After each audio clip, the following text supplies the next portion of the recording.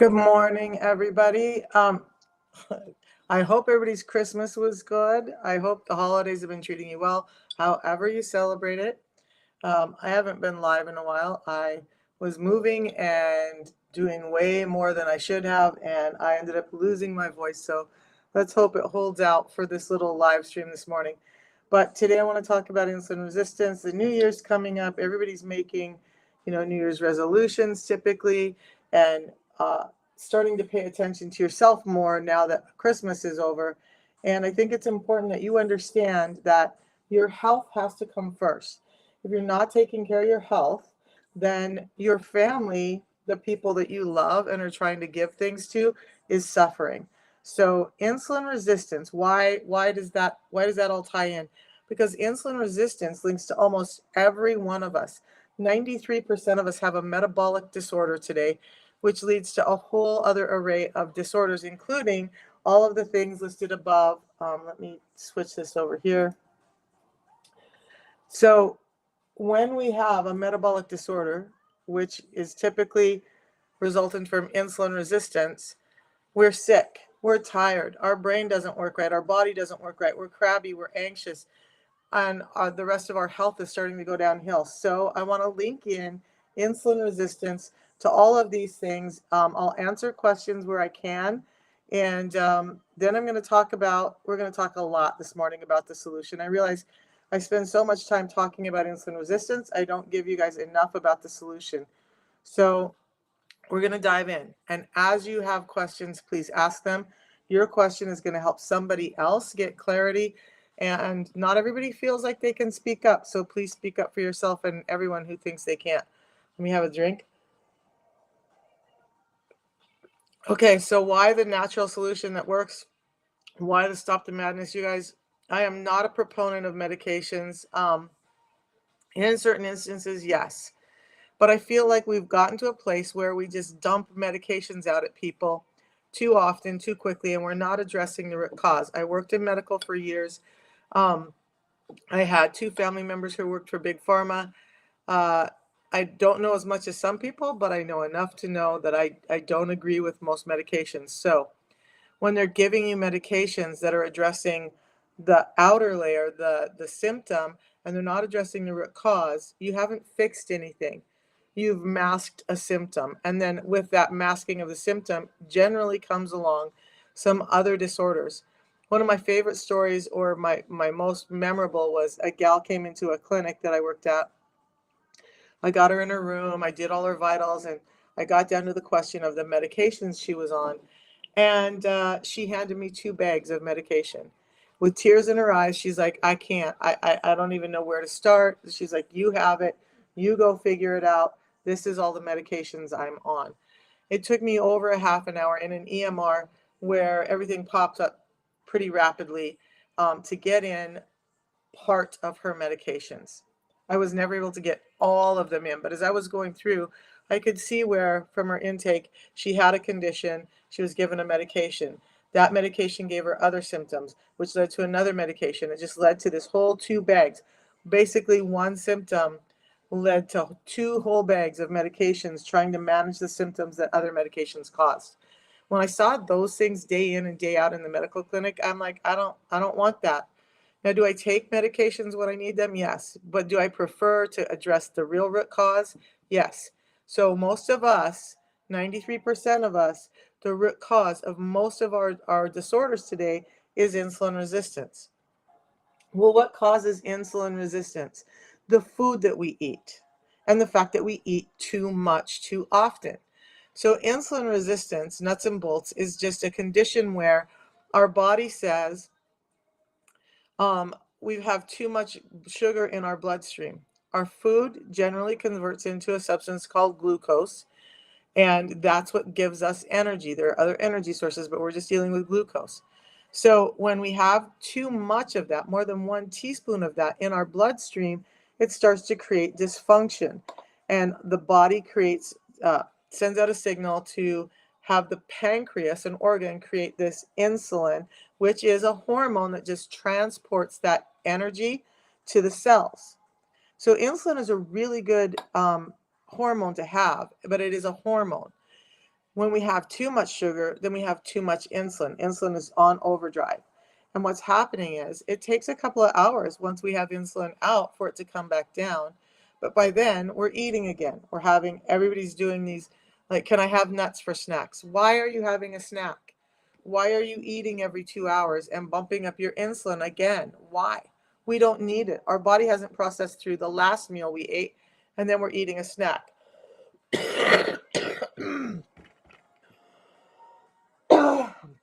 Sorry, I'm going to try and make it as far as I can before this nails me down. Speaking of taking care of yourself, I did way too much on too little and got sick. So the system that I talk about does wonders. It's prevented me from getting sick. But if you're not taking care of yourself, no, that's part of the key. So insulin, when you have too much insulin, it's causing your cells to shut down. So remember, insulin is delivering energy to your cells. And when it's delivering so much all the time because you're eating too often, because we're eating processed foods, we're eating manufactured foods, we're eating foods that are turning into glucose way too rapidly in our system, then insulin is out there all the time. And instead of it being like this polite neighbor knocking on the cell doors, it's like this gang just pounding on everybody's door all the time. And the doors are like, I'm not opening to you. I don't know what you're doing. I'm a little bit scared. So I'm going to shut down. I'm not going to answer that anymore. So now insulin is running the hallways and it's rampant, but all the doors, the cells, don't want to open up to take it in because it's a little too much. So now you have insulin resistance. That means that the cells aren't getting what they need because remember, insulin is not trying to harm anybody. It's just trying to deliver the energy that's in our system. But when the doors are all locked, it can't get the energy it needs. So now you start having muscle wasting. You start having bone problems. You start having ligament problems. You start having problems in your brain, in your gut, all of the tissues of your body. It can cause inflammation. It can cause a number of things to go on as a result of the cells not taking up the energy they need. However, there are some cells that like all of that extra. They want all the attention. So they'll take up some of that extra insulin. And those cells could be like the endothelium, the inner wall of your blood vessels. And they start to take up too much, which means they get too thick. And now a vessel that allows blood to flow through it pretty rapidly is thickened up so much that it's got a smaller space. The pressure, there's still the same amount of volume going through, and your blood pressure builds. That's one way that insulin resistance causes blood pressure. There's 5, and I can talk about those later if somebody wants me to talk about those. A couple of the other places, there's 3 main places that I like to talk about where insulin takes up too much. One of the others is going to be the skin cells or the keratinocytes in the skin cells. And when they take up too much, they're hyper-producing skin cells, and so you get skin tags. So if you see skin tags on yourself, it's most likely that you're insulin resistant because what's happening is you're producing too many skin cells. They're not cancerous, they're benign, but they create these little cells because that's an indication your body's telling you, hey, there's something going on inside. This is not just I got older and I'm a grandma now. That's what I used to think. I started getting them in my underarms, in my groin. Eventually they started trying to come out on my neck. And I'm like, ooh, this is horrible, but this is just, I saw it on my mother. I saw it on my grandmother. And then I found out it's a function of insulin resistance or having too much blood sugar leading to too much insulin. And when I reversed that, all my skin tags went away.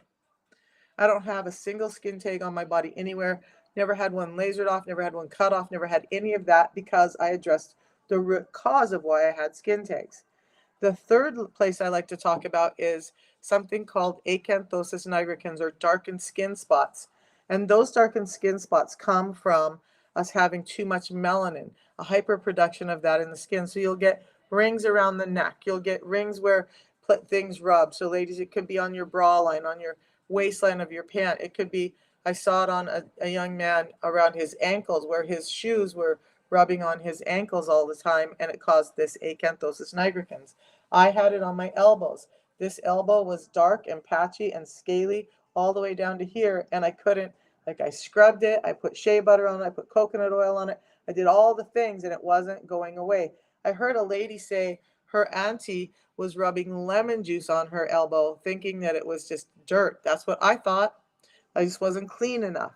Well, it wasn't clean on the outside.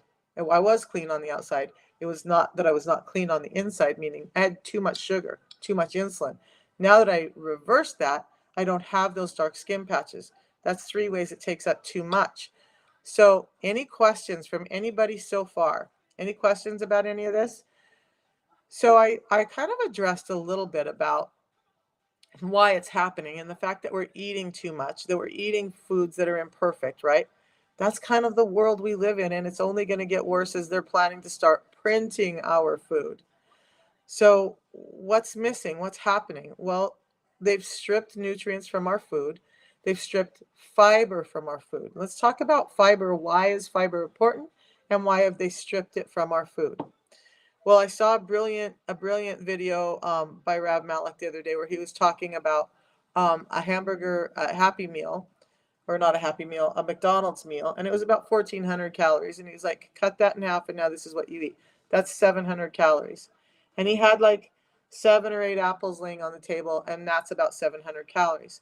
Now, you could easily eat the Happy Meal and have that 700 calories and still be hungry and still feel depleted. But you could only eat a couple of those apples before you got full. And why is that? Because the apples are dense in fiber and the McDonald's meal is not. The fiber helps keep you full. Well, if the food industry is trying to sell you food, trying to get you to buy more of their product, trying to get you to eat more, they're not going to pack it full of fiber, which keeps you full. They're not going to put it full of fat, which helps you, it gives more flavor to the food and helps you feel full. They're going to strip those things out. And instead, hi from Pakistan, um, instead, they're going to pump it full of sugars, which keep you hungry. You burn through it too quick and you're hungry. And then they're going to strip the fiber out. And when the fiber's gone, it's encouraging the food to turn into glucose even more quickly. So now you have a system where you're hungry. The food tastes good because it's so full of some type of sugar, but it's not keeping you satiated. It's not keeping you full. Hi from England. You guys, it's so amazing to see all of you people in here today. I hope one day, I've been traveling a lot. I want to, I've traveled through England, not been able to stay. I want to come visit. I have some friends there. I want to come visit someday soon. And Australia and New Zealand are on my short list as well, because I have a number of beautiful people in those countries that I really want to see. And then we'll take on the rest of the world a little at a time. So, okay, so that's what's happening with us, right? We have this food. Our food has been designed to taste good, but to keep us hungry so that, thank you, Teresa. She says, yes, one of the best descriptions of what insulin resistance is. Thank you. So when we have this food environment, what we need to understand is all we really need to pay attention to. I do take questions. I love questions. So Omar asked, do I take them? And I absolutely love them. You guys, and my commitment to you is if I understand the answer to the question, I'm going to give it. If I don't, I'm going to write it down. I'm going to go find it. Because look, I'm just a real human being like every one of you in here. I'm not a doctor. I'm not a nutritionist. I'm a woman who got really sick, got a lot better by addressing insulin resistance, and started trying to dig into why. I read a lot from medical doctors and not so much nutritionists, but metabolic scientists to understand all of this. But yes, I love questions. So when the food industry has us hooked on this high sugar food that's turning into glucose, that's creating a need for the hormone insulin too often, now we're in a negative circle. If you wake up and you have things like oatmeal and bagels and waffles and pancakes, it feels good, it tastes good for a minute, but now you've spiked your insulin, and now that food processes through too quickly, and now you're hungry again right away. And your food processes into insulin or into glucose and then insulin more quickly in the morning than it does at any other time of the day. And yet we're being told to eat cereals and those things in the morning, and that's the most damaging time to have them. So Omar says, I feel sleepy all day and your gut health is not working well since September. mostly your stool. And that's okay. So let's talk about both of those things. Um, and it's going to relate to this. Let me finish up with this part real quick, and then I'm going to answer those questions, Omar. So when we have that cycle where we're craving sugars and all that all the time, what's really happening is they've stripped fiber out, is one of the key things, and nutrients. So what I do is I make sure that I get fiber back in. Fiber is going to, we're going to go into fiber a little bit later. I want to answer these questions. But fiber is going to create a protective barrier in your gut and slow down how quickly those sugars convert into glucose in your system. And it's going to slow down how much you need insulin and how rapidly you need it. It's a whole bunch of things, including reactive hypoglycemia, where your blood sugar drops when you have that influx of sugar. So fiber is key, you guys. Fiber, fiber, fiber. But it's not just one type of fiber. They can help. But if you want to walk to, like, I'm half an hour from Baltimore. If you want to walk to Baltimore to get to work every day, might be good for your health, but you're not going to get there quickly, and you're probably going to not hold on to that job very long. Or do you want to hop in a car and drive down and get there in 15, 20 minutes instead of hours? That's what the difference is. So I use a scientifically blended form of 7 different fibers, and I'll explain why. Um, So if you have stomach pain from fiber, your gut is likely very imbalanced, and we'll talk about that too. Let me answer Omar's questions, and then I'll come back down to the fiber. So feeling sleepy all the time, there's probably a couple of things going on.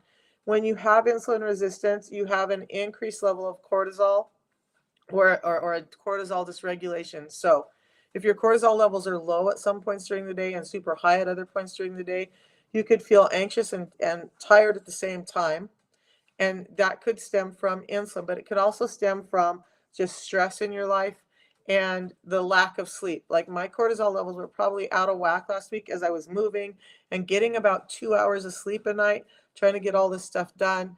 Um, and I got sick as a result. Get your cortisol levels under control. But part of it is cortisol and insulin have this negative and yet positive relationship to each other. When one gets out of control, then the other starts to rise. But insulin can cause that cortisol problem. So get your insulin down, get better rest, and the sleepiness can go away. You also may be feeling sleepy after you eat. If when you eat a meal, your blood sugar levels spike so high because of this lack of fiber that insulin like floods your system and delivers all of that energy out, and then your blood sugars drop really low. So you feel cold, you feel tired, you feel like you just want to curl up on the couch with a blanket and take a nap. That's a factor of insulin resistance. So gut health is when you have this influx of sugar in your system, you are creating this negative gut microbiome. We need both types of negative and positive. What I hate to call it negative because we need it, but we have an influx of this gut microbiome that can cause us a lot of issues. Things like yeast. Think about yeast. Yeast feeds off of sugar, so a couple of things are happening. Now you have this overgrowth of negative gut microbiome, and predominantly yeast for most people, but it's hungry. It wants more. So now you're having sugar cravings, and then you give your body sugar and you're having the insulin spike and the insulin dip, and now you're more tired, but your gut is starting to get really imbalanced. So maybe you have constipation, or more likely you have diarrhea, or you're starting to have Crohn's type symptoms, or gastroparesis, or any of the other things that go along with gut, because that gut microbiome is so out of balance. What your gut needs is fiber. When the gut can get fiber in, the fiber, the prebiotics in the fiber, feed those probiotics in your system, those good gut microbiome, so that they can start to get stronger and start to balance your gut out again. But they need food, and just dumping more probiotics into your system when you're not feeding the probiotics that are already there isn't helping. um, maybe minutely, but what you really need to do is feed your probiotics, and that means giving them this thing called prebiotics. Confusing, right? Just think of fiber for this instance as prebiotic. It's feeding the good gut microbiome. That will help you. It took me, I had IBS so uncontrolled that it was hard to even go shopping. Embarrassing but true. And now, like, I wake up in the morning and I have normal stool, and it's just amazing to me because that hasn't happened since my 20s. So you have to give it time. It's not like you're going to do fiber and then in 2 weeks it's going to clear up. It depends on how bad your gut microbiome is and the food that you're continuing to put in your system. But it does heal up when you give it the right nutrients. Stomach pain from fiber. Okay, so let's talk about this one. Yeah, mostly diarrhea and flatulence. That's a good indication that you need more fiber.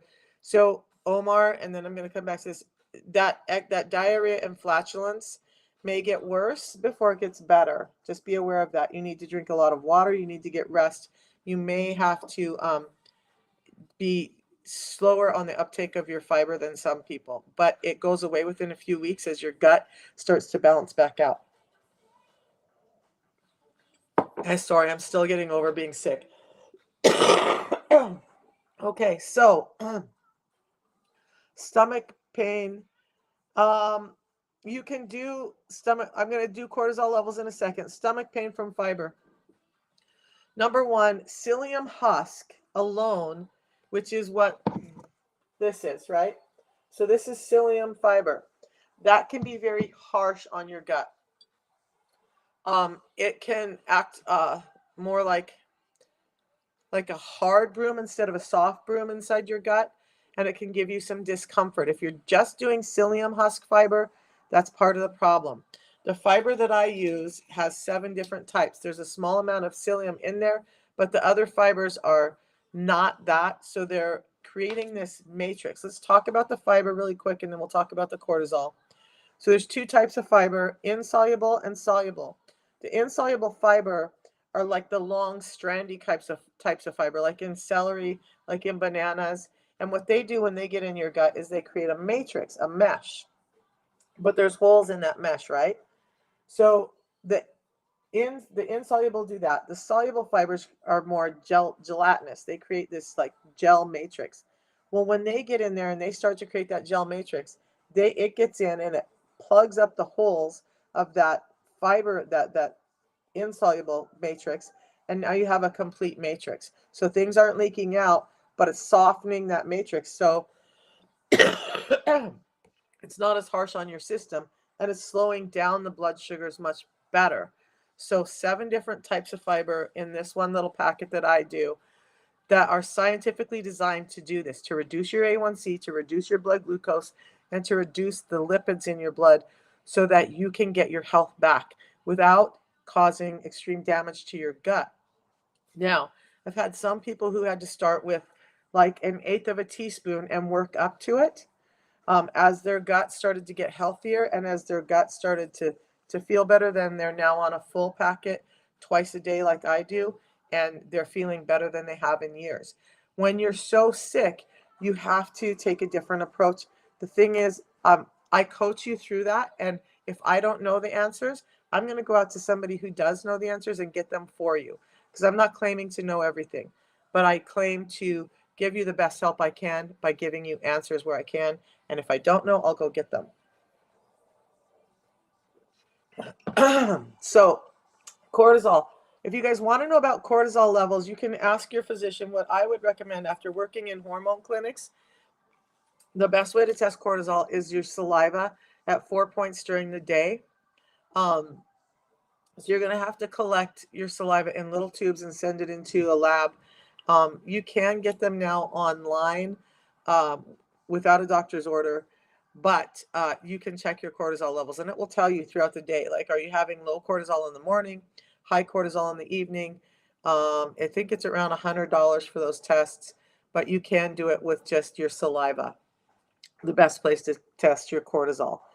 Most doctors will do your hormones through blood panels, and that's what is paid for by your insurance. But here's what I found out working in the hormone clinics.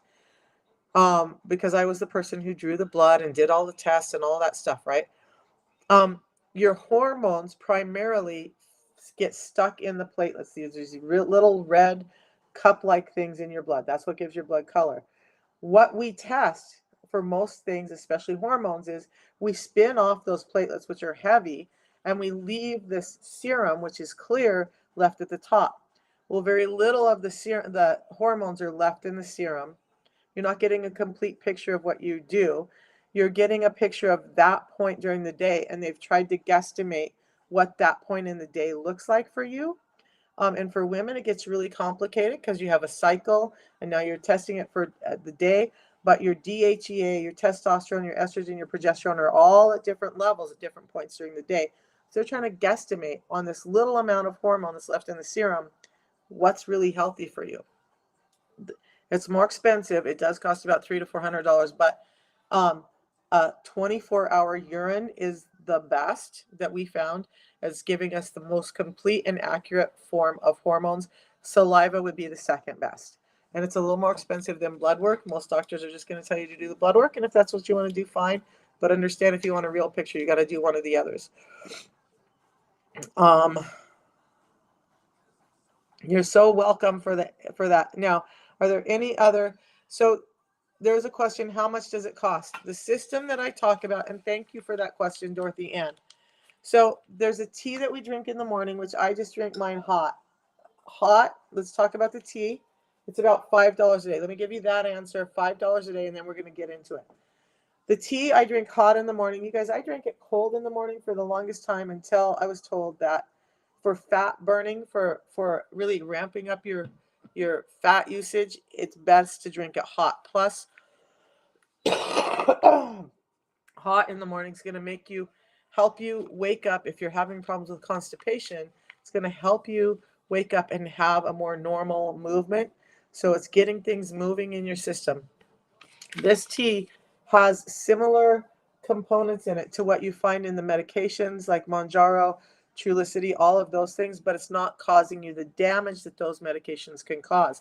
It still is giving you a number of benefits. It's shutting down the hunger in your brain. It's shutting down the hunger in your gut. Two different pathways. There's a video I did where Dr. Huberman talks about that about 2 weeks ago. And so that gives you that answer. This acts like those drugs without all the damaging side effects by supporting your body and doing what it's supposed to do naturally and not causing problems with the gallbladder, the pancreas, or all of that. So it gives me mental clarity and energy in the morning, ramps up my fat burning, helps me feel full so I don't want to eat. I'm now working with a new doctor, and we're doing this fasting where I'm going to do 48 hours of fasting every week because I was very insulin resistant for a number of years, and so we have to take different measures to help me get better. I have this white thread that's been driving me crazy. There it goes. Okay, so tea in the morning. You can have the tea right with the balance if you want, but you don't have to. You guys, this is food. This is not like some, oh my God, I'm going to have too much of this or too little of that. Okay, tea in the morning, fat burning, mental clarity, energy.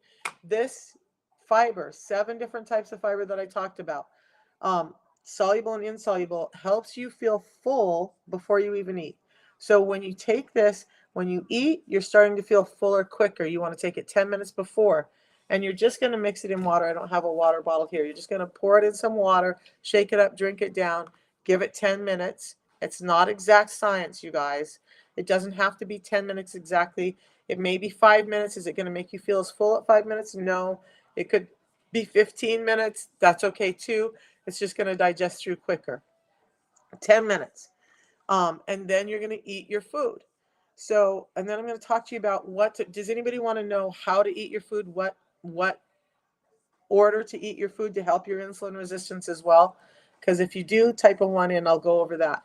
But this I have before my first 2 biggest meals of the day. That helps me feel full. It helps slow down those sugars that are going into my system. It has proponents that are helping with healthy heart rate. Also, the tea does that as well. It has components that help with healthy heart rate, but it also gives mental energy and clarity. So that's the 2, a tea in the morning and a pre-meal drink before I eat anything. So it's really 3 packets during the day. That's as much as it is. I put it in my purse and take it with me everywhere. I actually have extra packets in my purse. So if I'm out and about with family and they want to stop off, and you guys, you can have this before you drink too, and it will help pull out some of those sugars from the alcohol. So there's that. $5 a day. If you want to know where to order it, let's get a link for everybody. And I want you to think about that. Some people are like, oh my gosh, it's just too expensive. Well, it's not. If you look at how many people are buying coffee and soda and snacks and stuff during the day when you're not eating as much and you're not buying all of that extra stuff, you're not spending. I figured I was spending $10 to $15 a day, not knowing it, because we don't normally track those things on our budget. It gets out of hand. So the blood pressure, let's talk about that. Um, okay, so somebody wants to know how to eat.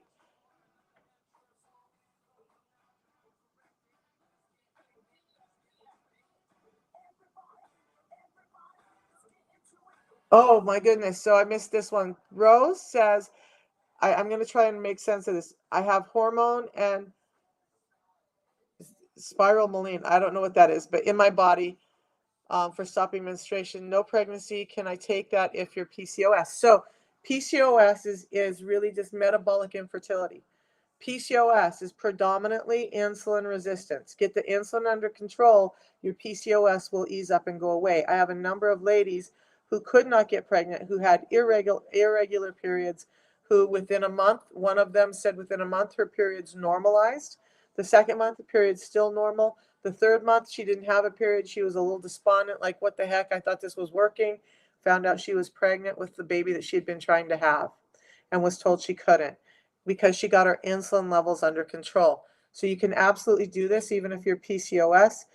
You can do this right alongside of your current medications and supplements that you're taking. You don't have to stop any of that. I encourage people to, unless you have very specific supplements and whatnot. Supplements, I stopped buying a number of them and then just weaned it back to figuring out what I actually need now that my insulin is under control. Insulin resistance makes a mess of everything because your doctor's running around and you're running around trying to figure out this piece and this piece and this piece when all those pieces are really in one bag called insulin resistance. So address the insulin resistance and you might find out that a number of those things can go away. The medications work with your doctor when you can come off of it. You want to know how to eat, you guys? I have an ebook called 6 Simple Steps. I will put a link in here for that as well, or you can go to my link in bio on TikTok. But the 6 simple steps are this: fiber first, prioritize protein, fill up with fats, limit your carbs, do some time-based eating, and move your body. 6 simple steps, very, very simple. Fiber first, okay? If you're the type of person who can go out and figure out all of those fibers that you need that are actually going to reduce your blood sugars and give you that combination of fibers, great. I don't have the brain space for that. I try to do my best, but I don't have the brain space. That's why I supplement. But you want to get in fiber first. Then I had a dream about fiber and calories last night. Is that insane? I talk about this stuff all the time. Okay, fiber first. Then you want to fill up with protein. Why protein? You need protein in your body. Your body cannot build things like muscle without protein. Now, I want you to understand, I'm not talking just about skeletal muscle. Your heart, your lungs, your liver, your kidneys, all of those are muscle tissue. You need protein, and most of us are just not getting in enough. Do we need 200 grams of protein a day? Most of us probably don't need that much, right? But I would say most of us need at least 80 grams of protein in a day. So you need to aim for about 40 grams if you're doing 2 meals in each sitting. So if you're getting less than 20 grams of protein, like you're doing that little snacky snack that has 12 grams of protein in it, your body's really not recognizing the protein and uptaking it for building blocks like you think. You need to get between 30 and 40 grams in a sitting for it to utilize that protein and put it where it needs to be. You cannot lose weight and get better if you're not getting in adequate protein, not healthy weight, not fat weight. You'll lose a lot of muscle if you don't have protein and you're getting in too much of everything else, but you need protein. So protein also converts to glucose far less than the carbohydrate stuff does. And we're going to talk about what carbohydrates are. Protein gives you those building blocks. Protein helps you feel out of the 3 macronutrients, protein, fats, and carbohydrates. Protein makes you feel the fullest, the longest.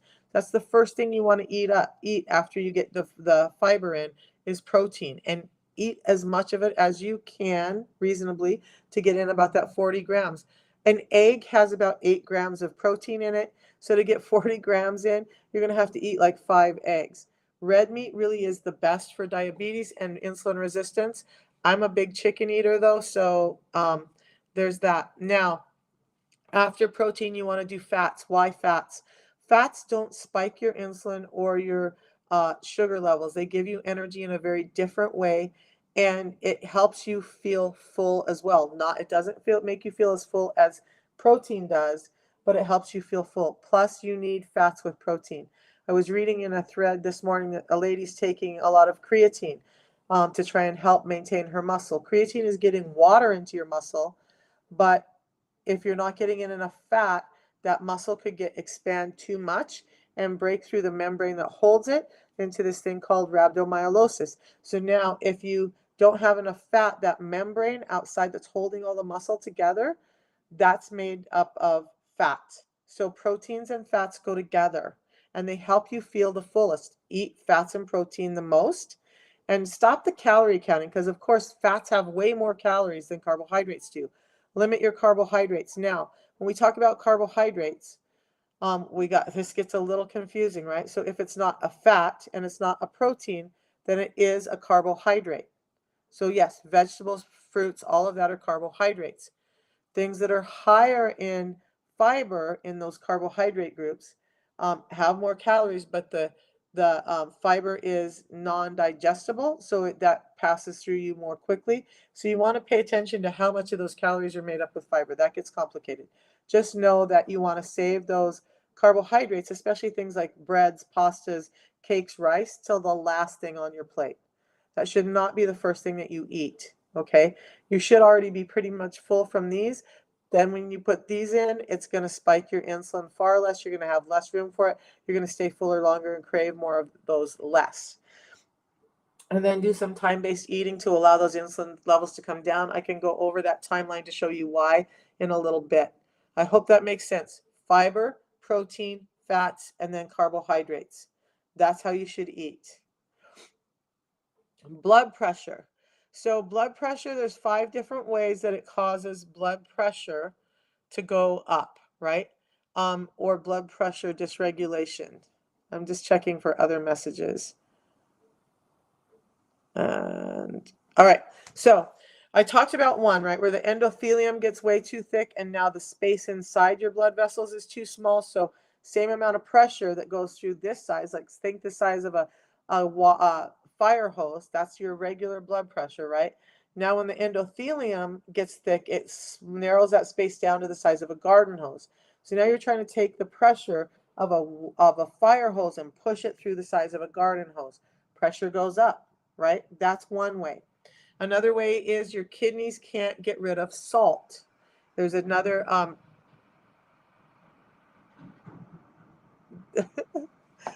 in a new place and there's interesting noises out there. Okay, so your kidneys can't get rid of salt. When your kidneys are holding on to salt, where salt goes, water goes. So now you have more water in your blood, more pressure in your blood, trying to get through that small space. You've increased the volume trying to get through that small space.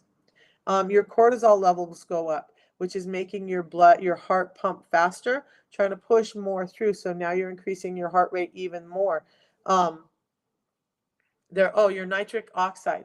So there's this thing when they used to give people, and I'm sure they still do, give them nitric oxide in the form of pills to help their blood vessels open up and expand. So it's almost as if your blood vessels are a little brittle, they're stiff and they're not flexible. Well, nitric oxide helps those open up and expand, and they can't in the presence of insulin resistance. So again, your blood vessels are small and they're stiff, and now there's more pressure going through and they're not getting the cues to soften up and expand. And then lipids. So it causes lipid dysregulation. So when we talk about LDL being the bad kind of lipid, what's happening with insulin resistance is it's cueing one type of LDL to be processed. We have 2 types of LDL, and nobody talks about this much. So there's type A and there's type B.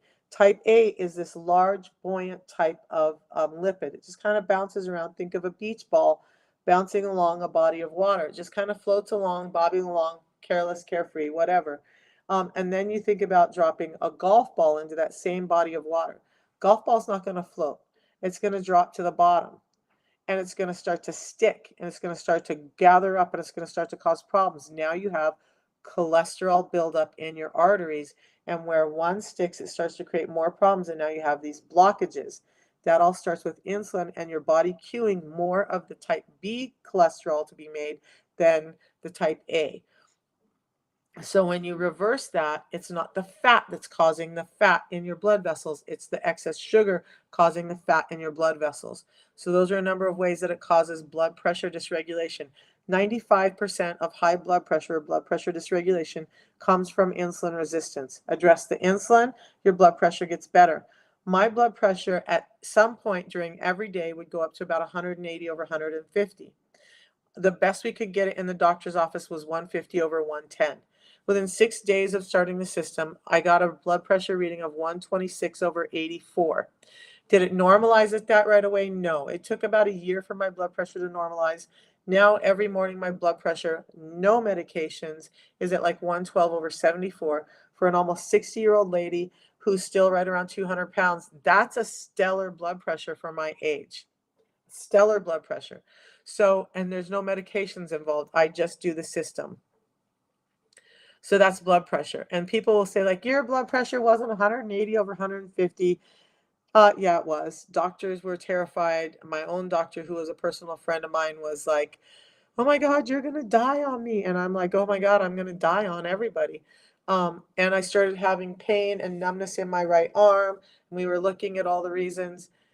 Neither my doctor or I put together the fact that that high blood pressure was putting me very, very, very, very, very close to having a heart attack. I don't have that numbness, tingling, or weakness in this arm anymore. Ladies, also understand that if you're having that in your right arm, take a look at your heart. Take a look at your heart. Um, so there's that. It helped reverse that for me. It helped reverse my IBS. My sleep apnea. You guys, I sleep like a log. Sometimes I wake up in the morning and I'm like, where am I and who am I? Because I sleep so soundly. I sleep soundly except for that I dream of fiber, right? What the heck is that? Okay, more questions. Melasma. What is melasma? I'm sorry I didn't get to that. 189 over 75. So the systolic is really high. The diastolic, the bottom number isn't so bad. 75 is actually good, but you're probably 189 over 75. Not a doctor cannot diagnose, let's be clear. You're probably under a lot of stress and your cortisol levels are probably pretty high. But I would address all of that and make sure you're slowing down the sugar and getting more prebiotics in that are allowing your gut microbiome to work and regulate that blood pressure much better. The systolic number moves more than the diastolic. Um, I'm not going to get into all of that right now, but yeah, 189 over 75 is not great at all. So you need to de-stress, honey. Carnivore diet changed your life. And carnivore diet works for some people, and I'm not going to negate that, right? So if that's what works for you, great, but that doesn't work for everybody. Not everybody's in the point where they just want to dive into that. I've thought about it, but do I want to just eat meat? No, no. And when I know that, here's the thing, I want to do what is, I'm all about balance in life, okay? So there have not been long-term studies on carnivore diet, number one. Um, and I know that some people just don't do well with veganism. So I like to eat a lot of meat. That's primarily what I eat. But like it was Christmas yesterday. We had we had some carbohydrates. I just had extra balance to help balance that out. So what I'm talking about is for people who are not willing to jump left or jump right or cannot do that, don't have the mental space or the abilities to do that, then that's fine.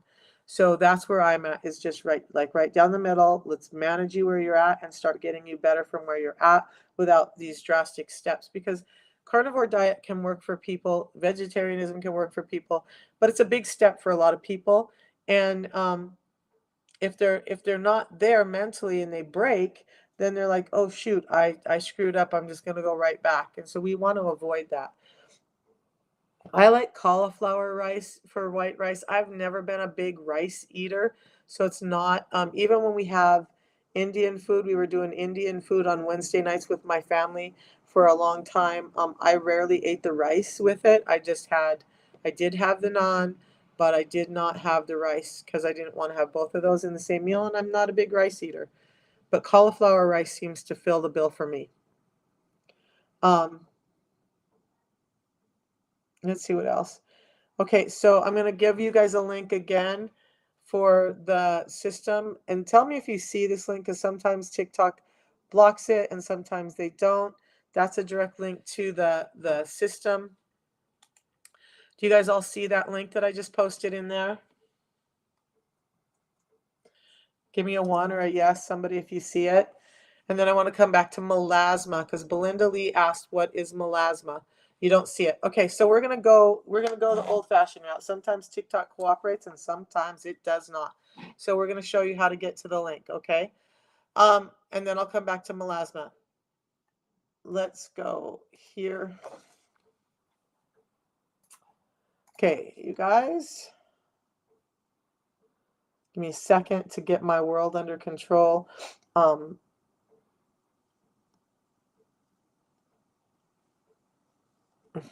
There. Okay, now we'll flip this around. All right. You guys, if you on TikTok, if you go to my picture right above this live or on any of my videos, you're going to get taken to my profile page. You'll see the same picture up there and it says Misha Fayant. Right below these red lights right here, you're going to see that link. Yours is probably going to be not in red. I don't know why it does this on my computer. I haven't taken time to figure out. So you're going to click on this link. When you click on that link, it's going to take you to my landing page.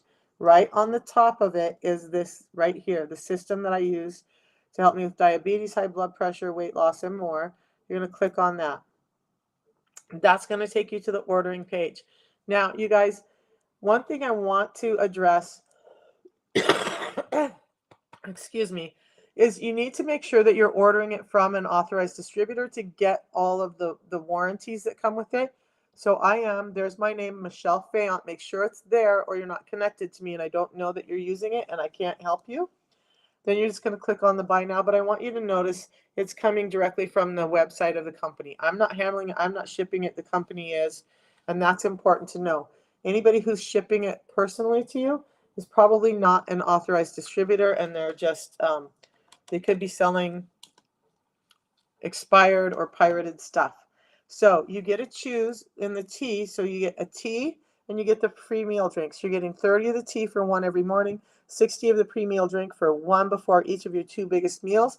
Right now we have this berry flavor that everybody loves for the pre-meal drink, but let's go over it. The tea, you can have hot or cold. You can enjoy it, take your time. You can have it in lemon ginger, lemon, or black. Black is just made to look and feel more like black coffee. It's the same tea, just a different flavor. Same tea, same components, same benefits. And then, so you're going to choose one of those. And then right now for the pre-meal drink, you can get mixed berry or orange. This is the one you're going to mix up in about 8 ounces of water and drink it down quickly. So the flavor is not as important to me, but some people it is. So mixed berry has like a creamy berry flavor. Orange has like a orange creamsicle flavor. Choose which one you want, but the berry is only available through the end of this month. So if you want to get that, do it now. And then you're going to choose between a one-time subscription, a one-time purchase, or a subscription.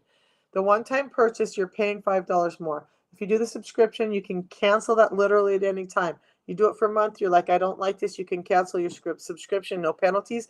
But by putting it on a subscription, you're going to save $5. Plus, you get free delivery, so it's saving you another $10 on that. So that's where you order it. And let's go back here. If you're interested in just the tea, because you just want that clean energy, you can get that Unimate 2-pack as well. I have a full website, you guys, that tells you all about the stuff, including the nutritional panels. All of that's there. And the 6 simple steps that I went over, the free ebook is right there. Caught me drinking my tea. Okay. So you don't see the link. So let's put it in over here. The link is just the link to my, let's get it. Let me get that over here for you guys. It should have shown up. Jan, tell me if that link shows up. Okay. So any other questions? Did I miss any while I was going over where to buy it? All right. Other questions about what's going on with your health, about why you're feeling sick, any of that?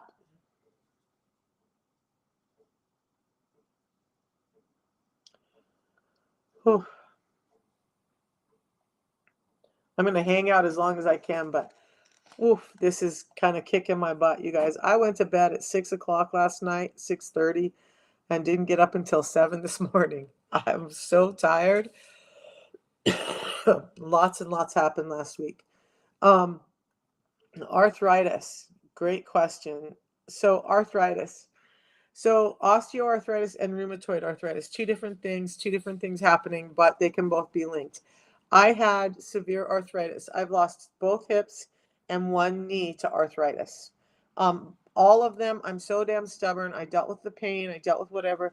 So we went in, and both hips, by the time I decided to say something, there was so much arthritis in there. They were starting to be at risk of, my right hip was already cracking. And so they were like, if you don't do this, you're going to lose your whole right leg. So I had the hip replacement. Or that was my left hip. And then the right hip got to the same point and I replaced it. My left knee, I had no synovial fluid left in there, no meniscus left in there. My ligaments were so loose and out of whack that my knee would slip in and out of joint. I would sometimes take 3 or 4 steps and have to stop and wait for my knee to go back in joint so I could continue walking. People were always like, why do you do that? Why do you take 3 steps and stop? And I'm like, because my knee just slipped out and I'm in pain and I have to wait for it to go back in before I can take another step. So my right knee, the only native major joint on my lower body, was supposed to be replaced in 2022. The meniscus was thinning, it was almost gone. Synovial fluid was drying up. The ligaments were loose in that. I started the system in 2021. We were scheduled to replace that knee in 2022 because the left knee got replaced in 2021. I don't have to have that knee replaced anymore. The meniscal space in that has over doubled. It regrew. The synovial fluid is good. It doesn't pop. It doesn't click. It doesn't hurt. I can kneel. I can get up and down. It's not moving in and out of joint. The ligaments are nice and tight. The tendons are nice and tight. It's great. That's because I got rid of inflammation in my body and allowed my body to naturally produce the things it's supposed to produce, so the knee is not at risk anymore. So my arthritis went away by reducing the inflammation and the insulin resistance. Insulin resistance can cause inflammation, and it starts in the gut. And when your gut is the largest organ and that inflammation leaks out into other areas, no, it's not arthritis, but it can cause autoimmune. I can go over that real briefly, but it can cause this arthritis or inflammation in your joints because of this excess inflammation throughout your system. And then I'll do a video later today on arthritis in specific, but my arthritis got much better when I got control of my insulin resistance. So much so that that knee replacement, you guys, I consider myself a pretty tough person. I went through all these surgeries. I've had like 20 broken bones. I have 130 inches of scarring. I've had a really colorful life. But that knee surgery, I was like, I never want to go through that again. Like, it was hard. So to know that I don't have to have my right knee replaced is like, hallelujah. And yesterday, my kids have stairs up and down. And so I went downstairs to get drinks for everybody in their bonus refrigerator, right? And I'm going back up the stairs and I'm like, you know what? This is the best, one of the best Christmas presents I could give myself, is the fact that I no longer have to grab 2 handrails and pull myself up the stairs, that I can walk very spryly up and down stairs without assistance. Because 2.5 years ago, I got crabby and angry and almost in tears if I saw stairs because it was so painful. I just couldn't do it. So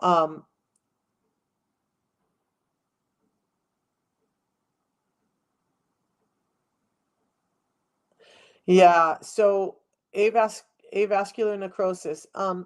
So I need to look that up a little more. That's not what I deal with a lot, but I'm dealing with some similar, because when you have excess weight for too long and you have this insulin resistance and you have reduced vascularity, at some point you start having less of the blood flow and less of the mitochondria in the fat cells, and it starts to shrink away. So now you have this distal fat that you're just unable to get released and whatnot. So am working, and that's part of what's happening with me. Like, I have this excess fat on my arms. In other places, I'm pretty lean now, but I have this distal fat that just refuses to go away.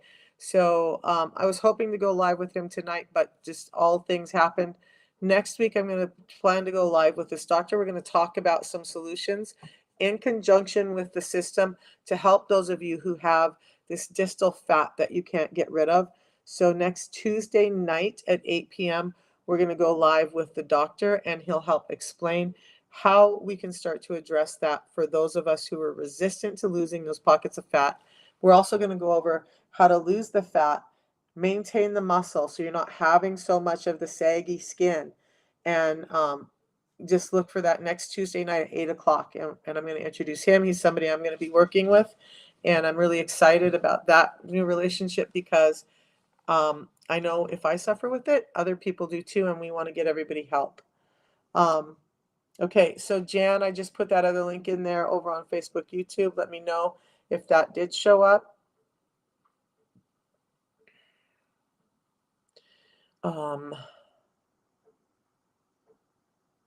Okay, so you guys, one more time, if you're interested in the system, let's just go over this really quickly. If you feel like you have insulin resistance, the best way to deal with it is to address the root cause. And the root cause is that we're not having enough fiber and nutrients in our system.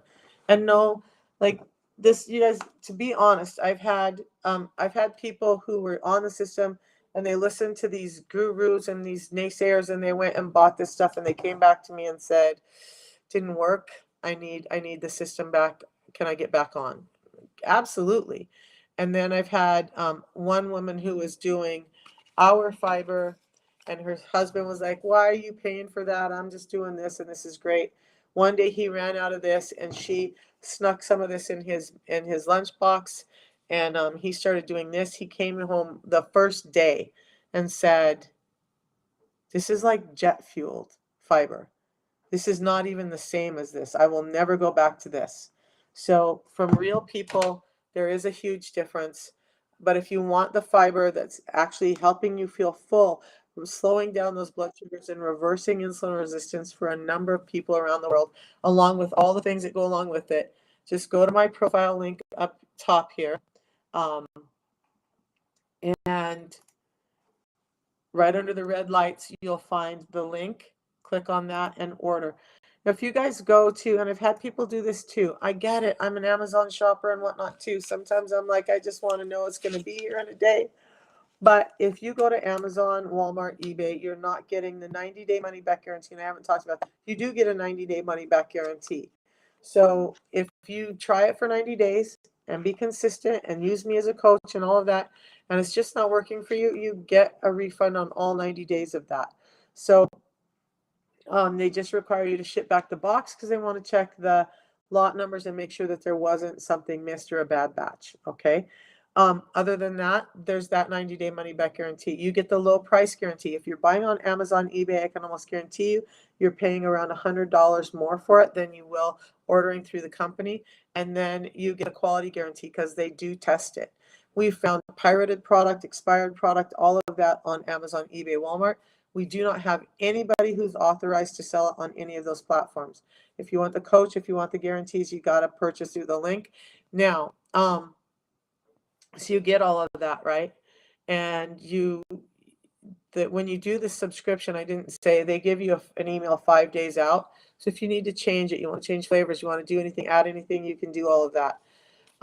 But this is what's key in getting the insulin resistance under control. Intermittent fasting is also key. You guys, we've got to get the insulin down. We do not need to spend every day eating all day. That's causing our problem.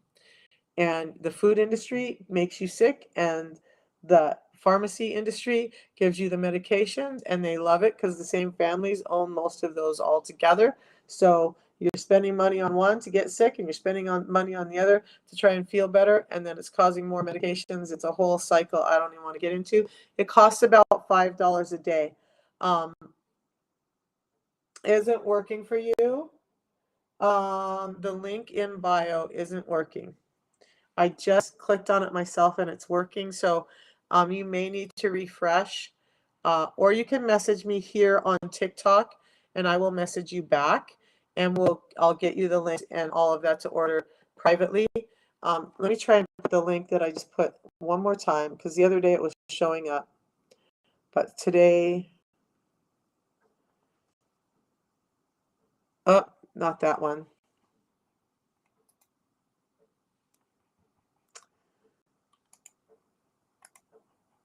Let's see if this will show up.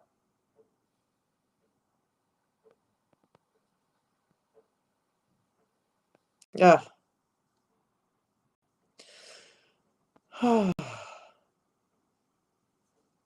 guys, I'm dysfunctional right now. That means I'm getting tired, still a bit sick, so I'm probably going to go take a break here real quick. Not flip camera, damn it. There we go.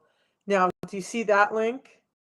This link I just put in, because that should get you there. All you have to do is click on, if you go to TikTok, go to my profile picture, another box will come up, click on that, it'll get you to my profile. Then right under the red lights, click on that link. Now, if you use the Linktree one, there's all of those other options, the 6 simple steps. There is my WhatsApp if you want to just have a chat with me and see. You guys have not pressure. You guys get to make up your own mind. But I'm going to tell you that it's changed my life. My daughter uses it now.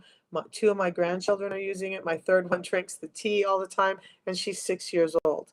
So I have a 12 and a 13-year-old doing it. I have a 13-year-old type 1 diabetic who's doing this as well. So yes, children can do it. Older people can do it. It's food. It's not medication. So it's supporting your body and addressing the root cause. So I will be trying to get out videos. I know it's been about a week. I had lost my voice and I just couldn't do anything. So, all right. And you guys also, if you're not finding it here, I am on YouTube, Facebook, and Twitter, Instagram, and the links are all there as well. So what is it? It's a system that's putting back what's been stripped out so our bodies can deal with all of this more naturally. It's a tea that I drink in the morning, which I had one hot, and then you'll see me drinking again here. So now I'm having one cold. It gives me energy, mental clarity, shuts down my hunger. I am on a fast today, 48-hour fast, so I won't eat again until Wednesday night at 6 with my family, because I'm taking extra measures to get this distal fat that was mentioned earlier off my body after carrying it for over 30 years. So tea in the morning, pre-meal drink before you eat anything, 7 different soluble and insoluble fibers, phytosterols, vitamins, and minerals that are all aimed at helping your metabolism. Both of these are good for healthy heart rate. The tea also has anti-cancer and antioxidant properties in it. So it's just a complete system. Tea in the morning, some intermittent fasting, 2 meals in a day, stop the snacking, and have this fiber beforehand to slow down the delivery of sugars and keep you fuller longer, so you can maintain that. And how does Unamate not break the fast? Because there's different types of fasts. So if you're just doing a water fast, it will break the fast. But Unamate, we're talking about not spiking your insulin. We're talking about keeping an insulin sensitive state. So when I ate like at 6 o'clock last night, 12 hours of fasting at 6 o'clock this morning. Let's look at the timeline in just a second. But the Unamate does not spike my insulin. So it actually helps produce ketones in my system, helping me stay in a fat burning state, where glucagon, the component hormone to insulin, is out and doing its job. So It does not break your fast. Dr. Ben Bickman, who wrote the book Why We Get Sick, I've had conversation with him about this. The Unimate does not break my fast. It does not spike my insulin.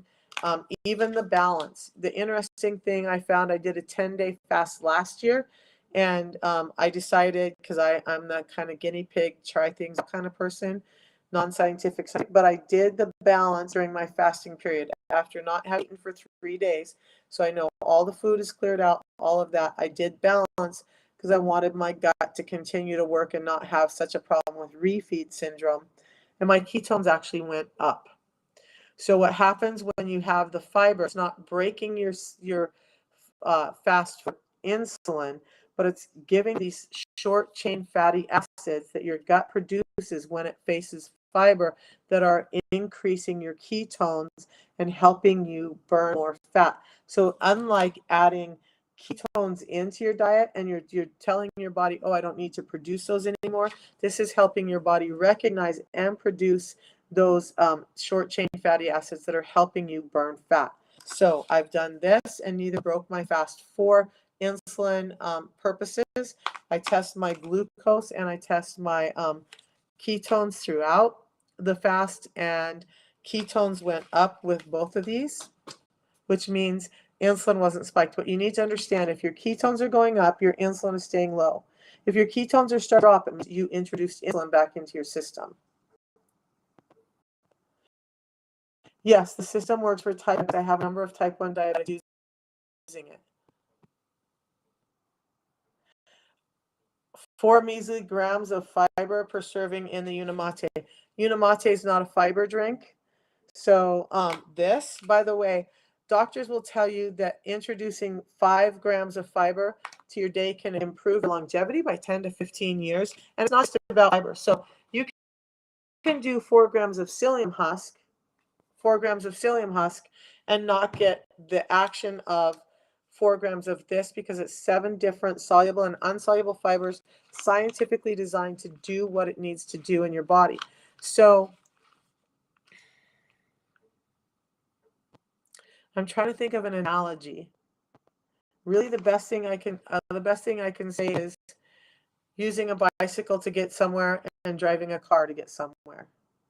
Will they both get you there eventually? Yes. In a shorter amount of time with more efficiency? Yes. Okay. So, and by the way, try it. Do 4 grams of this and see what your gut feels like. Do 4 grams of this and see what your gut feels like. You're going to feel a difference. Type 1 diabetics. You're so very welcome. All right, so type 1 diabetics, it's the same and yet different, okay? Type 1 diabetics, your pancreas cannot produce insulin. So every time you eat food and your blood sugar goes up, needing insulin to deliver that energy, right? You're not like me, where I just had too much insulin.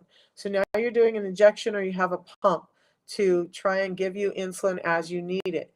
But you're still having the same problem as the rest of us, in that your food is converting into energy too quickly. So for you, it looks like is the energy goes up, now your pump has to take action, or you're having to take rescue insulin to cover all of these sugars you just ate and bring that sugar level in your system down.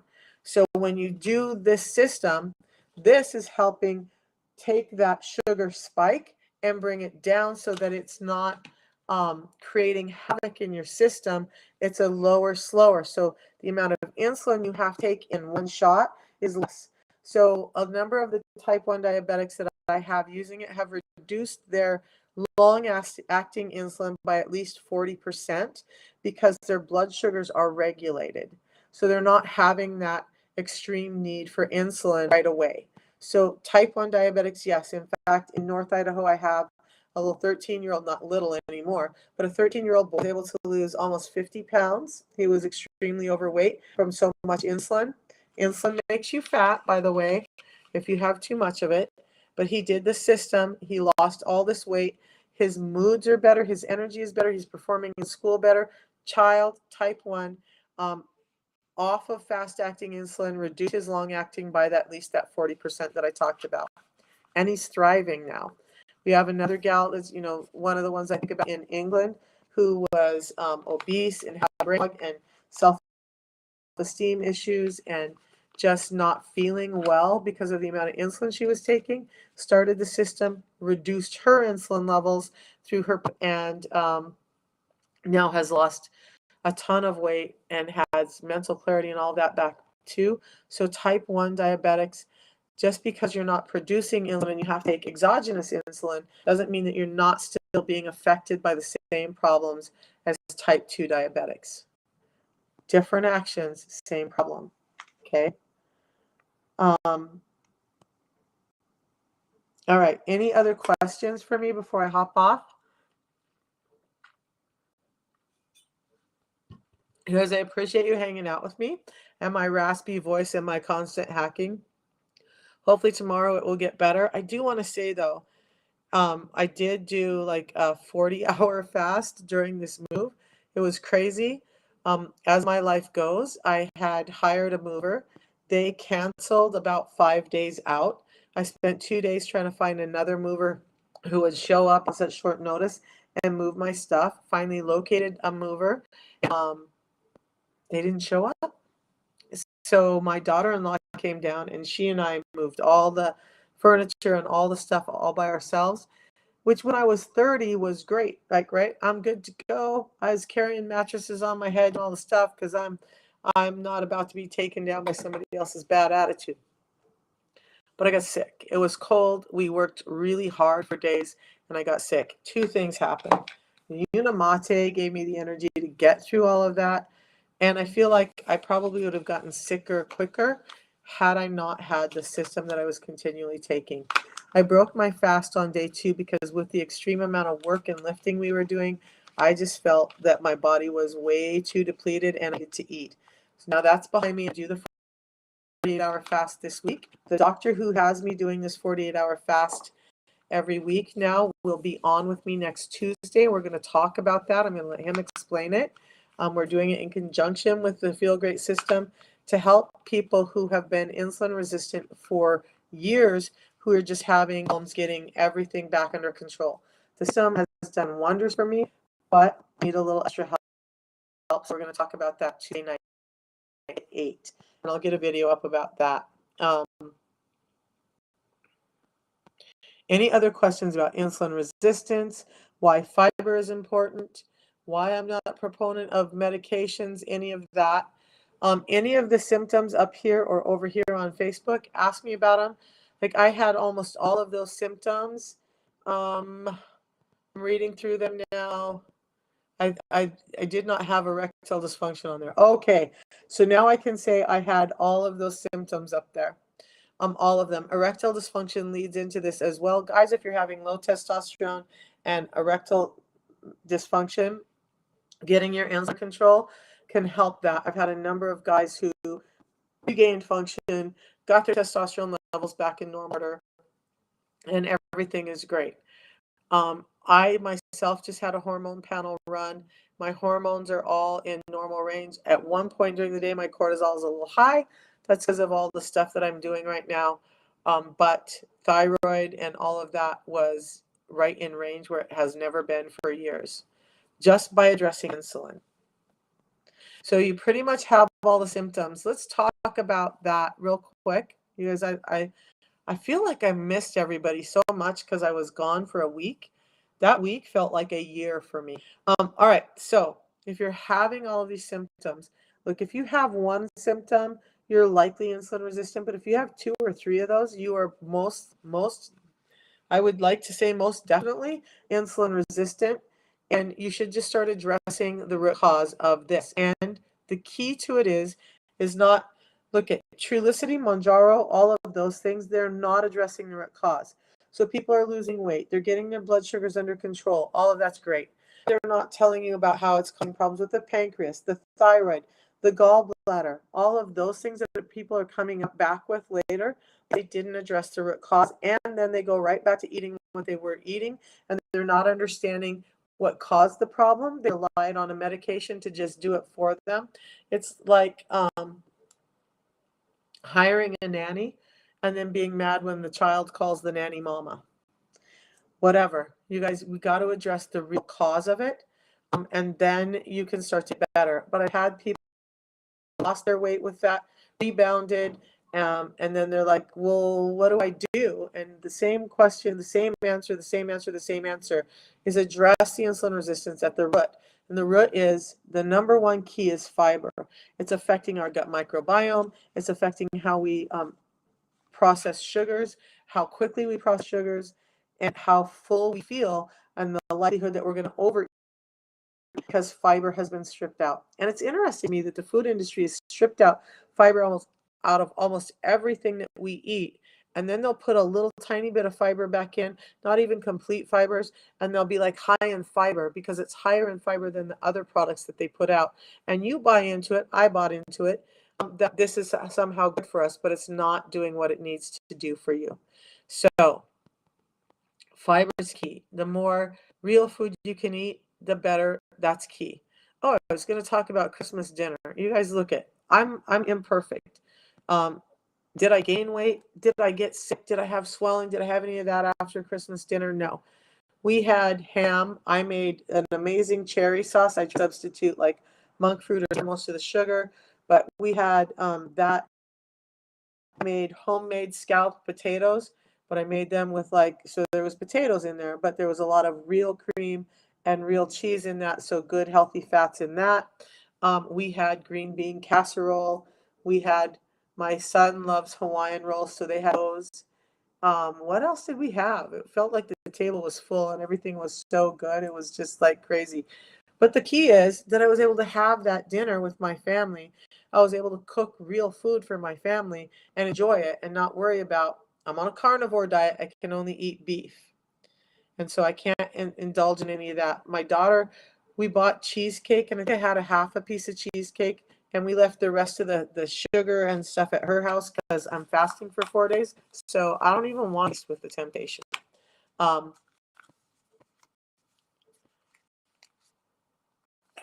FDA cannot approve food. If you go pick up an apple, is that FDA approved?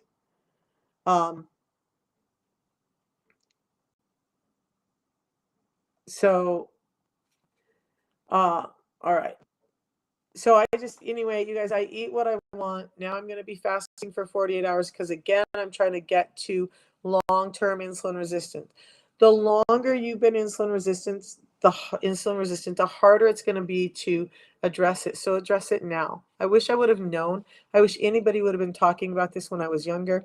When I was faced with PCOS, they weren't even diagnosing it as PCOS. They were just like, you're probably never going to have kids. We don't know why your periods are irregular. We don't know why they're so painful. So when people tell me, and I get that, that's how I felt at the beginning too. I was like, this is just, so it's 154 up front, right? And I'm like, I don't know how I'm going to afford that. When you take a look at that you're now eating 2 meals, you're not having all the snacks, you're not having all of that. Most people will save money on that. In fact, I did. I was just backed up to a point where I was like, I had to lose weight. I knew that my health was failing, and if I didn't do something soon, I probably was going to be coma or stroke or something. So I wanted to get it under control, and I'm like, this is scary. I don't have the money, but I have to invest in my health. I did, and now here I am 2.5 years later, feeling better than I ever did. Now, if it works for you and you have family members and they do it too, you're going to get a $10 credit on each one of those. So 5 people, now it reduces it down to $100 a month. It's actually really simple. But I am the kind of geek, because I'm autistic and I'm ADHD, that I put everything in spreadsheets. It's how I can control my spending and where I'm at. So my budget is in spreadsheets for the whole next year. When I did this, I realized that my food budget went down. My overall budget went down. Even though I was spending $154 a month on the system, my overall budget went down because I was spending all the money on those things. Plus, that I was on 10 different medications when I started. I don't take any medications now. When I got sick, my kids were like, don't you have NyQuil or something in the house? I'm like, I don't don't keep any kind of medication in my house really, outside of some Tylenol for when I have pain, occasionally. But 10 different medications at $10 a copay. That's $100. Um, we are oversugared and under muscled, and we're under muscled because we are oversugared. But $10 a day, that's $100 a month. And I was at the doctor's office twice a month, all of these symptoms. So just the time and effort that I had to spend going to a doctor, what was why I was failing and breaking down, that was so worth it to me. That system is one thing. If I have to cut off some other things, I'm going to do that, but I'm going to keep the system. So it's made that much difference in my life. Give it a shot. You get a 90-day money-back guarantee. You'll be surprised at how much money you do save and how much better your life starts to feel. And that ends up saving money because you're just doing better. You're not spending money on sick care, spending money on health care. That reduces the money on sick care.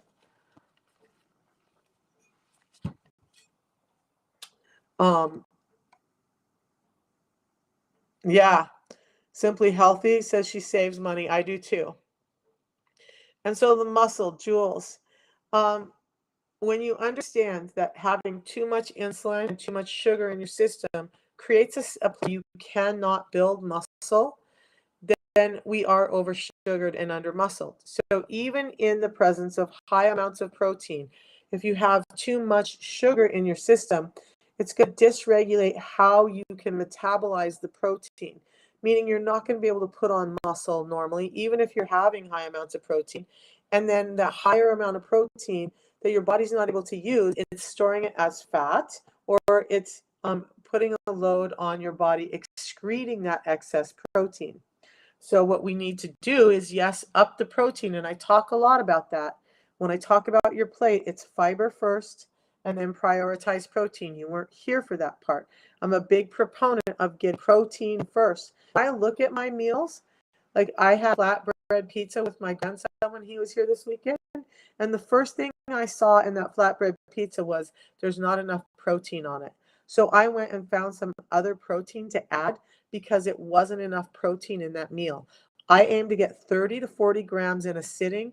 Protein is extremely important. Hey, Daniel, missed you too. I've been thinking about you. I just moved again. And we may be moving to Kentucky in a few months. Don't know yet, but that's my life. I love traveling. I told my son, I'm like, I don't really need to live in all of the 50 states, so let's slow down a little bit. But yeah, I'm in Maryland now, maybe going to Kentucky this spring. And I just moved into a new place here. So whatever, that's the way it is. But it's amazing. So we need carbs to lift.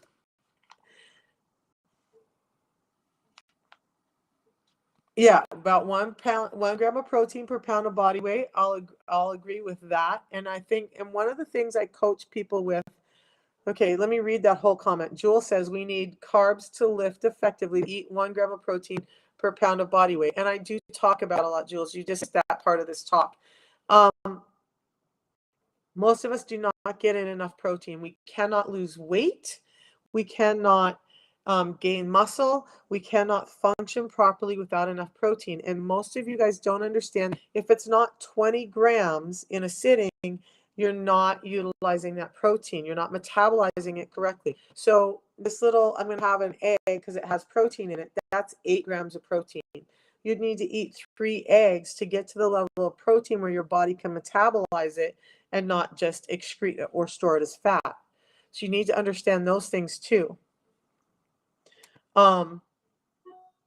Good morning. Good morning.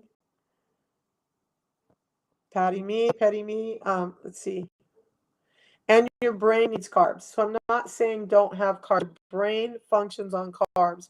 Part of the reason you're having brain fog and whatnot is because your brain cannot take up the carbs that it needs when it has too much insulin, because those brain cells are insulin resistant as well. Now you have that.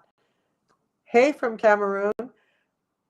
We need to talk today. This lovely lady, I'm sure this is you, got the system, had a friend bring it over. She's a pastor in Cameroon, and about to change lives over there, including her own. And I'm so excited for how things go for you. She just got her system last week. So that's where, with gathered, I would go by the amount of protein you want at a healthy weight. So I would still say about 200 grams. You need to move your body too. And with insulin resistance, your whole body hurts, right? I was 270 something when I started. I get in 80 to 120 grams. I'm probably not getting in enough protein, and I'm working on upping that. But I'm not the kind that's going to tell you to get 300 grams in um, per day because you're at 300 pounds. I would aim for maybe a 200-pound. What's a healthy weight for you? Somewhere in between, and get that amount of protein in, and then move your body and cut back on the sugar. 300 grams is a lot for almost any, unless you're like a strong man. You've been consciously been doing fiber, protein, and good fats and carbs. That's amazing. That's exactly what you should be doing. From Nigeria. So the system is available in Nigeria. You can get the ebook in Nigeria, though, and start making those changes.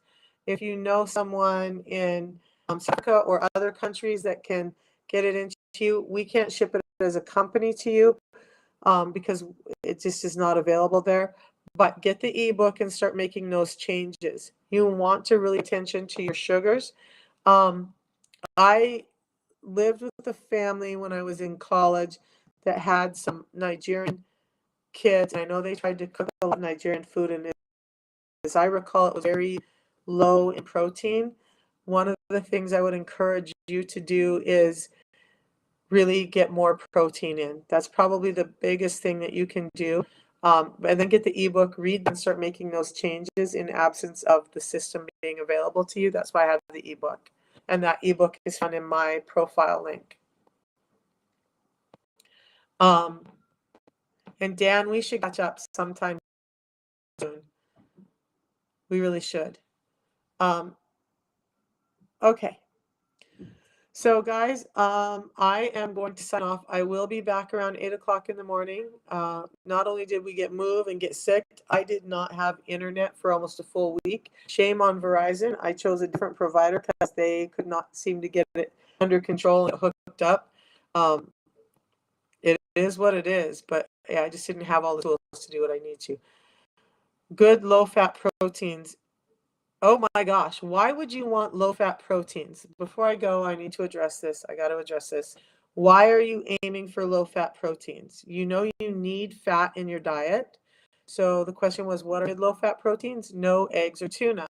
Well, cholesterol high is because of excess sugar, not excess fat. So the fats that I recommend are extra virgin olive oil, avocado oil, coconut oil, butter, ghee, and the fats occurring naturally on your meat. I went over why earlier. The reasons why your cholesterol is high is from sugar, not from fat. If you're allergic to eggs and tuna, one of the best ways that you can get protein in is going to be red meat. And keep the fat on it. You want the marbled meat. You want the meat that's going to taste delicious and juicy. Keep the fat on that meat. That's not causing your heart issues. In fact, Dr. Bickman just a and a half ago posted an article where he did some studies, and actually red meat has been bastardized for diabetics and heart problems for years. And these studies are now saying that's wrong. Red meat is actually very, very good for you, and the fats attached to them. There's fats attached to them for a reason. You need that. Metabolically, you need that. Structurally, that fat. Your own muscle is surrounded by a membrane that's made up of fat. If you don't have enough fat with protein growing your muscle, that membrane becomes brittle and you start to have other problems. You need fats. So stop this whole low fat. I'm going to swear. Just forewarning, I'm going to swear. Stop the low fat bullshit.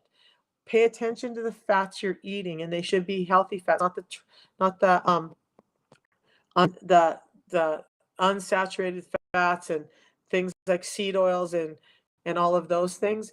There, I've done some videos just about a week and a half ago on those why those fats are so bad for you.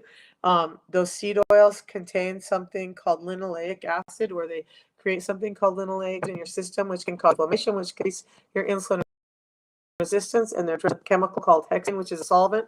And although they say it's cleared of that, there's a reason those things have such a high flash point, because they were made to be machine oils and not oil for your body. But they're like, hey, it's made out of food. We can market it as a food product. And now you're using it and you're getting inflammation and you're getting sick and you're wondering why. And those fats can cause cholesterol issues. But the 5 that I taught there in my ebook are starting to be shown more and more as healthy fats for you. So stop the low fat stuff. I'm not going to swear as much as I want to. Stop the low fat stuff. We have to have fats in our diet. In fact, stop the whole calorie counting BS too, because if you're just counting calories, then you're missing out on proteins and fats because you're trying to keep the calories down. And you shouldn't be dropping, most people should be dropping below 1,800 calories in a day anyway. There's a creator on here that I've caught her saying, oh, that was a great breakfast, but get rid of the avocado and have a piece of toast. Why? The toast is spiking your insulin, causing the problem. The fat is creating satiety in your body. It's giving you energy. It's giving you brain function, and it's helping your metabolism. The calories don't count in that point. 700 calories of bread as opposed to 700 calories of avocado have a very different action in your body. And it's this 700 calories is spiking your insulin. This 700 calories is not. So stop all the calorie counting and low fat stuff. Good morning, Maria. Thank you. Oh my gosh, Daniel has a new, that's new. Yeah, we do. I need to call you. When my voice is back, I promise I will call. Okay. What causes insulin resistance? Does your liquid hydration count as water intake? Yes. So like I have about 40 ounces of this. I had like, I don't even know how much is in here, 8 to 10 ounces of this. So I'm almost 50 ounces. No, this is 30 ounces. I'm almost at 40 ounces of hydration when I take this in. I still drink water, because I believe in the purity of water as well. But I do try to get in somewhere between 3/4 of a gallon to a gallon of water a day. Hydration is important, especially when you're getting in high in fiber.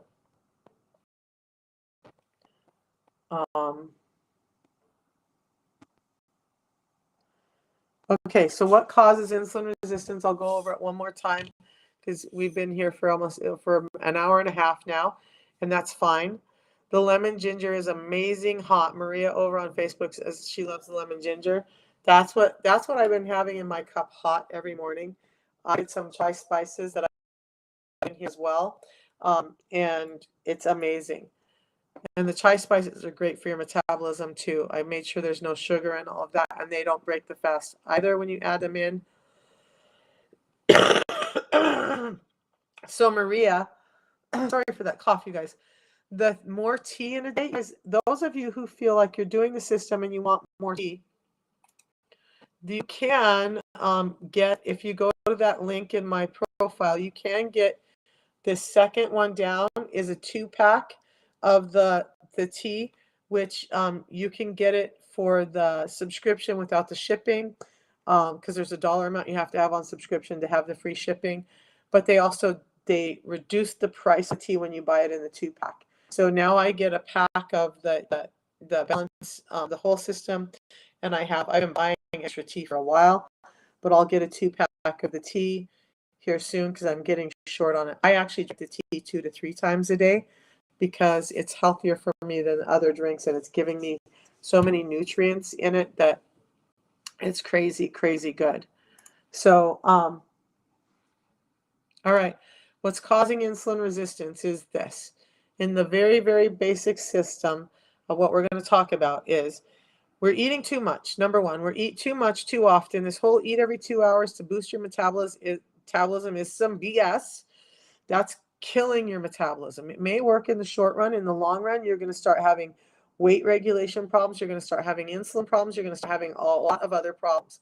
I bought into in my 20s, and that's how I ended up at 200 or 270 pounds, was doing the eat every 2 hours. What studies have shown is that when people say eat every 2 hours, people who are doing that end up eating more like 16 times a day, because you got to have your little snack in, and having a handful of nuts is okay, right? Having some yogurt is okay, right? No, you're still putting energy in your system that's spiking your insulin, causing a problem. And when the insulin is high all the time, it's a problem. So eating too often is one problem. The next problem is our food is manufactured, modified so much that they've stripped out fibers that are allowing those sugars to be slowly released in your system, and instead of being released too rapidly in your system. When you have a rapid release of sugar in your system, it kicks out a need for insulin, a hormone that's there to distribute the sugar as energy to every cell in your body. When our system is flooded with sugar and insulin, insulin is carrying that sugar because you're eating so much, so often. Even though you feel like you're eating smaller amounts, you're eating it continuously and converting it to sugar too quickly. Your cells start to feel like they're being inundated by insulin. So think about like being in an apartment building and you have one neighbor that's really kind of cool, and they bring over good news and they bring over good stuff, and you have a good time talking with them once in a while. When you're ready for it, that neighbor's welcome, right?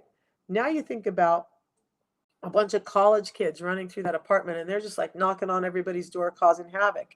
When you have too much insulin, it goes from that good neighbor to this gang of college kids knocking on everybody's doors, and everybody's like, I'm a little bit scared.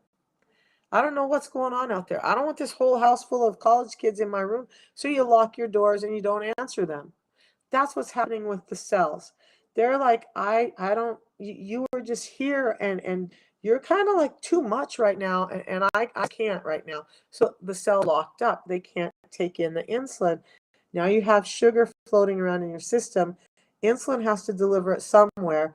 So it's going to take it to the storage unit in your body, which is your fat cells. When the fat cells start to fill up, they start to become insulin resistant too, and they're like spilling that sugar back out in your bloodstream. Now you have high blood sugars. Now you have an A1C that's climbing. Now you're clinically diagnosed as diabetic, but you've been having this problem for a while. Diabetes is end-stage insulin resistance. Too much food that's turning into glucose too quickly causes insulin resistance.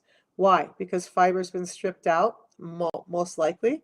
So when we add fiber back in and slow down that sugar, now those college kids are sugar. The college kids are not knocking on your door all the time, and the cells are like, ooh, okay, that ruckus out in the hallway is gone, and now somebody's knocking on my door. I feel safe.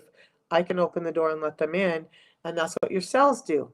When the insulin is not in your system all the time, carrying all the sugar, causing all this havoc, your cells are like, okay, it's safe. I can open up. I can utilize the energy I need. But think about if you're in that building and you don't want to open your door. Now you're not getting food deliveries. Now you're not ever going out to get the energy you need to have in your house, and you start depleting. That's what it's like. So we've got to get the cells sensitive to insulin. We get them sensitive to insulin by allowing those insulin levels to come down, slowing down the amount of sugar and how quickly it hits your system, and slowing down how often we're eating is going to be key in reversing the insulin. One of the doctors,